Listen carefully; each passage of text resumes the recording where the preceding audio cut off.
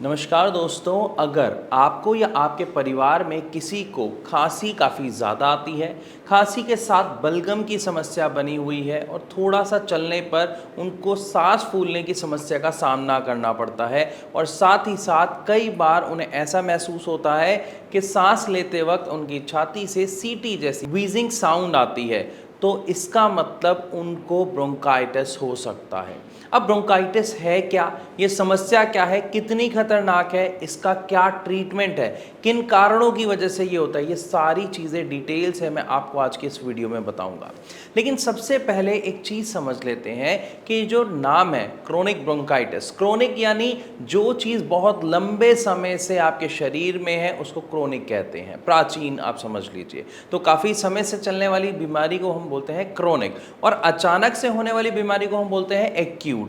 तो ब्रोंकाइटिस जो होता है इसके दो टाइप होते हैं, क्रोनिक ब्रोंकाइटिस और एक्यूट ब्रोंकाइटिस। और अगर किसी भी व्यक्ति को ये जो सिम्टम्स मैंने अभी आपको बताए थे, बलगम आना, सांस फूलना, छाती से सीटी जैसी आवाज़ आना, अगर ये सिम्टम्स आपको 3 महीने से ज़्यादा लगातार दिखाई दे रहे हैं तो ये ब्रोंकाइटिस हो सकता है और क्रोनिक ब्रोंकाइटिस का रूप ले सकता है। असल में अगर हम बात करते हैं ब्रोंकाइटिस, तो सबसे पहले आप एक बात को समझें, ये जो शब्द है ब्रोंकाइटिस ये बना है ब्रोंकाई से, और ब्रोंकाई क्या है, ये हमारे रेस्पिरेटरी सिस्टम का एक पार्ट है। आप ऐसे समझें, जो श्वास नली है उसका नाम है ब्रोंकाई। तो ब्रोंकाई से बना है ब्रोंकाइटिस, यानी जब आपकी श्वास नली में सूजन आ जाती है, साथ में वहाँ बलगम बनने लगता है, जिसकी वजह से सांस लेने में बहुत दिक्कत होती है, क्योंकि जो ऑक्सीजन है वो प्रॉपरली आसानी से जैसे वो आदान प्रदान हो रही थी, यानी ऑक्सीजन हमारे ब्लड में जा रही थी और ब्लड से कार्बन डाइऑक्साइड वापस आ रही थी,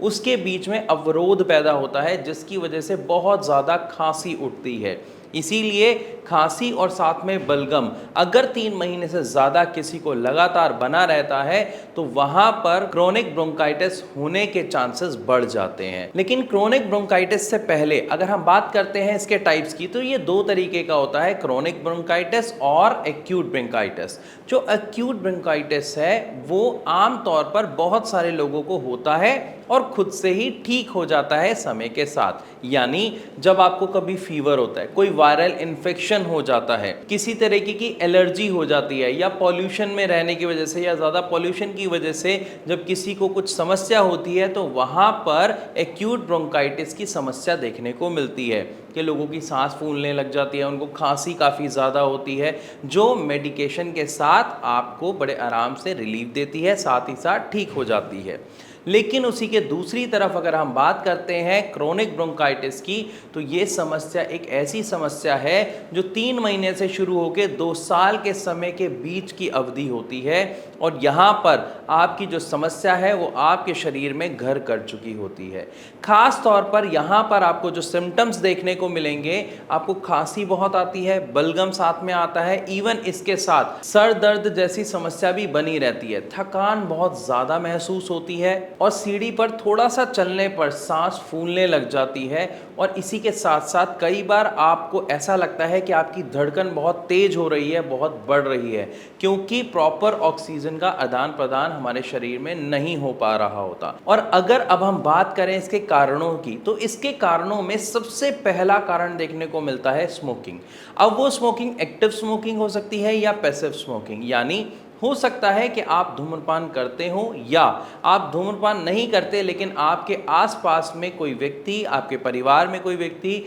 धूम्रपान करता है, जिसकी वजह से वो धुआं आपके श्वासों द्वारा आपके शरीर में जाता है, तो भी आपको ब्रोंकाइटिस की समस्या का सामना करना पड़ सकता है। लेकिन अगर कोई व्यक्ति इसको पहचानना चाहे तो वो किस तरीके से पहचान सकता है, जानते हैं अब आगे।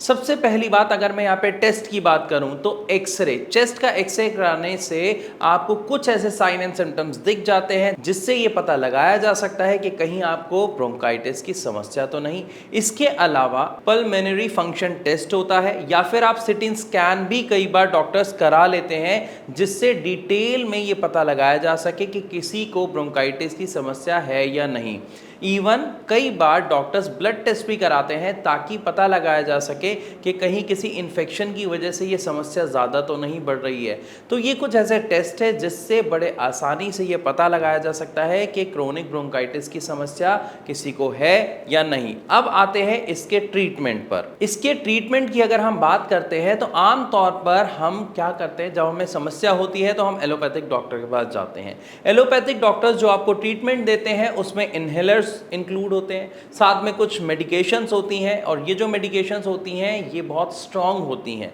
जिसकी वजह से आपकी समस्या कुछ समय तक के लिए दब जरूर जाती है लेकिन वो पूरी तरह ठीक नहीं होती है। दवाई के छोड़ते ही वो समस्या और ज़्यादा बढ़कर आपके सामने आ जाती है। लेकिन इसी के दूसरी तरफ हम सब जानते हैं कि होम्योपैथिक मेडिसिन जो होती हैं वो रेस्पिरेटरी प्रॉब्लम के लिए सर्वश्रेष्ठ मानी जाती हैं। रीज़न, इनका कोई साइड इफेक्ट नहीं होता, ये खाने में बहुत आसान होती हैं। या तो ये जो शुगर बॉल्स हैं उनके साथ आपको दवाई दी जाती है या फिर पानी के साथ आपको दवाई दी जाती है। दोनों ही जब काम करती हैं तो इनका सबसे पहला जो काम होता है वो क्या होता है, आपके ब्लड के साथ मिलके आपकी समस्या की जड़ पर काम करना, जिसकी वजह से इसके जो रिजल्ट्स हैं वो काफ़ी अच्छे और काफ़ी जल्दी आपको देखने को मिलते हैं। एंड द बेस्ट पार्ट, जो होम्योपैथिक मेडिसिन होती हैं वो पेशेंट के अकॉर्डिंग कस्टमाइज की जाती हैं, यानी आपकी हिस्ट्री जानी जाती है, आपका नेचर जाना जाता है और उसके अकॉर्डिंग आपकी दवाई आपके लिए बनाई जाती है ताकि आपको इसके बेस्ट रिजल्ट्स मिल सके। हो सकता है मेरी ये बातें सुन के आपके मन में कुछ सवाल आ रहे हो, अगर हाँ तो आप उन्हें कमेंट के माध्यम से हम तक पहुंचा सकते हैं या फिर आप अभी के अभी नीचे दिए गए नंबर पर कॉल करके भारत होम्योपैथी के डॉक्टर से बात कर सकते हैं, अपनी समस्या का समाधान जान सकते हैं। वीडियो अगर अच्छी लगी हो तो लाइक ज़रूर करें। ऐसी और इन्फॉर्मेटिव वीडियोस के लिए हमारे चैनल को सब्सक्राइब करना बिल्कुल ना भूलें। मैं आशा करता हूं इस वीडियो के माध्यम से आपको डिटेल में समझ आया होगा कि क्रोनिक ब्रोंकाइटिस की समस्या क्या होती है, उसके क्या कारण होते हैं, उसका क्या सही ट्रीटमेंट आप ले सकते हैं। फिर भी कोई सवाल है तो हमारे साथ शेयर ज़रूर करें।